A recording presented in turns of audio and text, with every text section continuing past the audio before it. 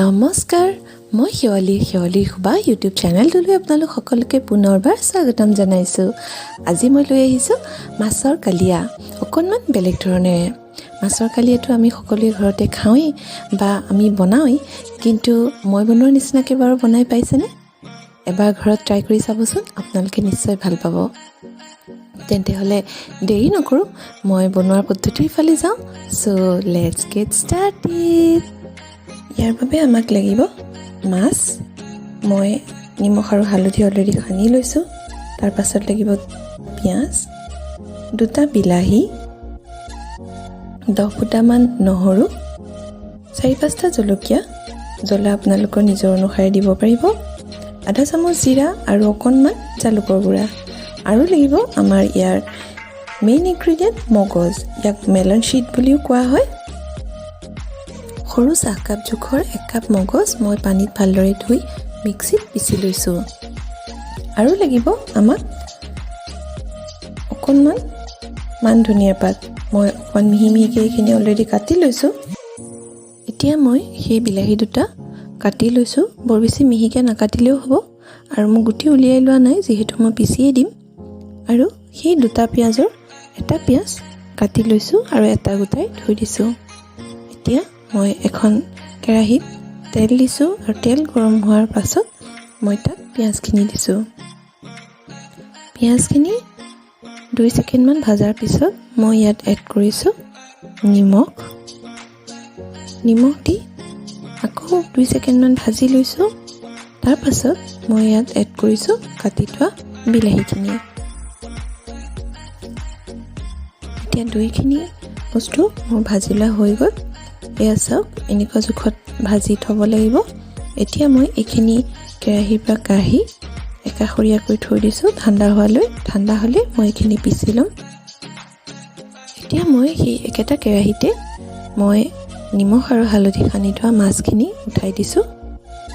মাছখিনি মই অকণমান ডিপ ফ্ৰাই হ'লে খাই ভাল পাওঁ, সেয়েহে মই অকণমান ৰঙচুৱাকৈ ভাজোঁ। আপোনালোকে যেনেদৰে পচন্দ কৰে তেনেদৰে ভাজি ল'ব পাৰিব। মই অকণমান ৰঙচুৱাকৈ অকণমান কাৰাকৈ খাই ভাল পাওঁ, সেইকাৰণে তেনেদৰে ভাজিছোঁ। মাছখিনি ভাজি থকাৰ মাজতে মোৰ এই বিলাহী আৰু পিঁয়াজৰ ভজাখিনি ঠাণ্ডা হৈছিলে, গতিকে মই সেইখিনি মিক্সি গ্ৰাইণ্ডাৰত পিচি ল'লোঁ। এয়া চাওক, পিচি লোৱা গ্ৰেভিটো এনেকুৱা ধৰণৰ হয়। এনেকৈ তৰকাৰীত দিলে তৰকাৰী কালাৰটো বহুত ধুনীয়া হয় আৰু সোৱাদটো বহুত ভাল হয়। এতিয়া মই মাছখিনি উঠাই লোৱাৰ পাছত সেই একেটা কেৰাহীতে প্ৰথমে দিছোঁ মই কেইটামান গোটা জিৰা ফোৰণ মাৰিবলৈ। তাৰপাছত দিছোঁ তেজপাতকেইটা দিয়াৰ পাছত মই সেই যিটো গোটা পিঁয়াজ থৈ দিছিলোঁ সেইটো অকণমান মিহিকৈ কাটি ল'লোঁ। লৈ সেইখিনি মই এতিয়া তেলত দি দিছোঁ। তাৰপাছত মই অকণমান সেইখিনি ভাজি তাতে মই এড কৰিছোঁ কেঁচা জলকীয়াকেইটা। কেঁচা জলকীয়াকেইটাৰ সৈতে মই এইখিনি অকণমান কেঁচা গোন্ধটো যোৱালৈকে অলপ সময় ভাজি লৈছোঁ। তাৰপাছত মই এড কৰিছোঁ মগজখিনিৰ জোখটো মই কোৱা নাছিলোঁ। মগজখিনি মই প্ৰায় সৰু চাহকাপৰ জোখৰ 1 কাপ লৈছিলোঁ। সেইখিনি মানে মগজখিনি কি হয়, যেতিয়া গ্ৰাইণ্ড কৰি দিয়া হয়, পানী দি কৰা হয়, তো বহুত বেছি হৈ যায়। গতিকে মই সৰু চাহকাপৰ জোখত 1 কাপ লৈছিলোঁ, সেইখিনি জোখত ইমানখিনি দেখা গৈছে। তো মগজৰ জোখটো মানে বহুত বেছিও দিব নালাগে আৰু কম হ'লেও বেয়া লাগিব, বেছি পাতলা নিচিনা হ'ব। গতিকে এই জোখটোৰ হিচাপতে দিব। মই 4জন মানুহৰ জোখত দিছিলোঁ, আপোনালোকৰ মানুহ হিচাপত তেনেদৰে দিব পাৰিব। তাৰপাছত মগজখিনি মই অকণমান ভাজি লৈছোঁ। অকণমান ভাজি লৈ মই ইয়াতে এড কৰিছোঁ নিমখ আৰু হালধি। নিমখ হালধি দি আকৌ অকণমান সময় ভাজিছোঁ। অকণমান সময় ভাজাৰ পাছত যেতিয়া কাষেদি অকণমান ইয়াৰ পানীটো গুচি যায়, পানীটো মানে নাইকিয়া হয়, যেতিয়া অকণ কাষেদি তেলটো পিৰিঙা নিচিনা হয়, তেতিয়া মই ইয়াতে এড কৰিছোঁ এই পিঁয়াজ আৰু বিলাহী গ্ৰেভিটো। পিঁয়াজ আৰু বিলাহী গ্ৰেভিটো দিয়া ক্লিপটো মোৰ ডিলিট হৈ গ'ল, সেইটো মই দেখাব নোৱাৰিলোঁ, সেইকাৰণে ওপৰত মই পপআপত দেখাই দিছোঁ।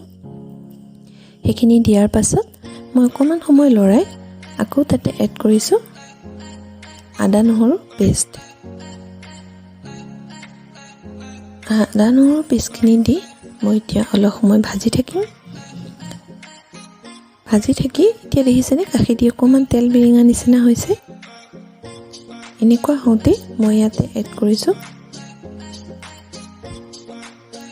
মান ধনিয়াৰ পাতকেইটা মই মিহিকৈ কাটি লৈছোঁ।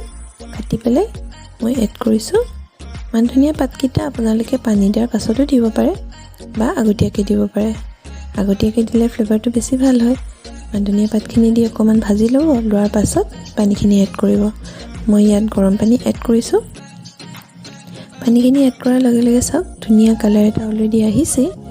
এতিয়া পানীখিনি উতলন আহোঁতে মই ইয়াতে মাছখিনি দি দিছোঁ। মাছ সদায় পানী যেতিয়া তৰকাৰী উতলনটো আহে সদায় সেইটো সময়ত দিব লাগে।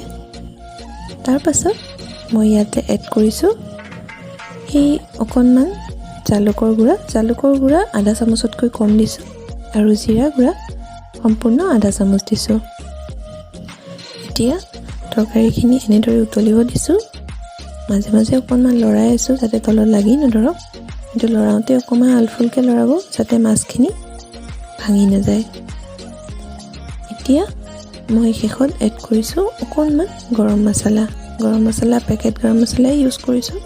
আপোনালোকৰ ঘৰত যদি গোটা গৰম মছলা আছে সেই তেনেকৈও থেতালি পেলাইও দিব পাৰে।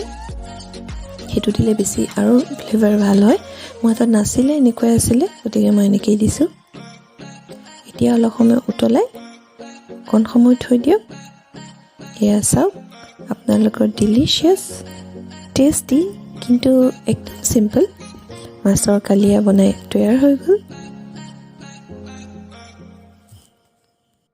মাছৰ কালিয়া বহুতে বহুত ধৰণে বনায়। মই এনেধৰণে বনাওঁ আৰু বেলেগ ধৰণেও বনাওঁ। সেইকাৰণে কৈছোঁ যে মোৰ আজিৰ কালিয়াখন অকণমান বেলেগ ধৰণে বনাইছোঁ বুলি। আপোনালোকে ঘৰত খাই চাব আৰু মোক জনাবলৈ নাপাহৰিব যে খাই কেনেকুৱা পালে। তেন্তে হ'লে ভিডিঅ'টো চাই কেনেকুৱা পালে বাৰু?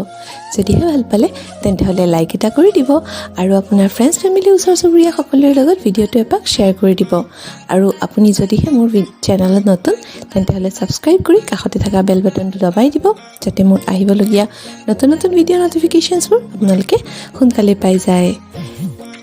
আৰু এবাৰ ঘৰত ট্ৰাই কৰি চাবলৈ কিন্তু নাপাহৰিব আৰু মোক কমেণ্ট ছেকশ্যনত জনাবলৈ নাপাহৰিব যে খাই কেনেকুৱা পালে বা আপোনালোকে ঘৰত তেনেদৰে বনাই নে নবনায়। তেন্তে হ'লে আজিলৈ আহিছোঁ আৰু নতুন ভিডিঅ' লৈ অহাৰ আশাৰে নমস্কাৰ।